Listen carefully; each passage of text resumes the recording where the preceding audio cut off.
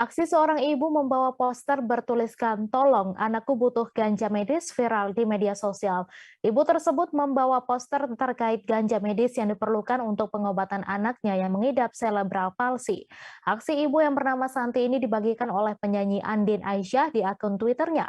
Menurut Andin, ia bertemu seorang ibu yang anaknya sedang mengidap cerebral palsy ketika Car Free Day di Bundaran HI Jakarta Pusat pada Minggu 26 Juni.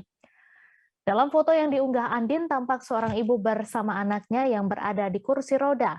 Ibu tersebut mengenakan pakaian berwarna biru serta membawa poster dan di belakangnya ada anaknya berada di kursi roda. Diketahui postingan Andin Aisyah terkait ibu bawa poster butuh ganja medis untuk pengobatan anaknya di Twitter mendapat banyak respons. Hingga Senin 27 Juni, postingan Andin tersebut telah dibagikan ulang lebih dari 25.000 kali dan disukai lebih dari 90.000 pengguna. Sementara itu dikutip dari Kompas TV, ibu yang membawa poster bertuliskan membutuhkan ganja medis untuk anaknya bernama Santi. Santi merupakan seorang ibu asal Sleman, Yogyakarta, yang melakukan aksi tersebut untuk meminta keadilan ke Hakim Mahkamah Konstitusi.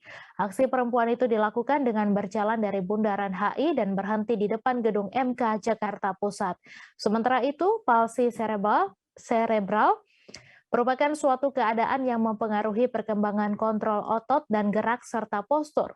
Palsi cerebral dapat terjadi karena adanya faktor risiko masa kehamilan saat persalinan maupun setelah lahir. Kerusakan otak dan akibat lainnya membuat mereka sulit mencapai kemampuan sesuai perkembangan normal.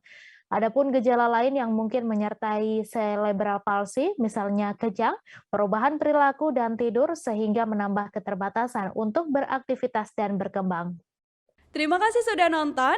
Jangan lupa like, subscribe, dan share ya.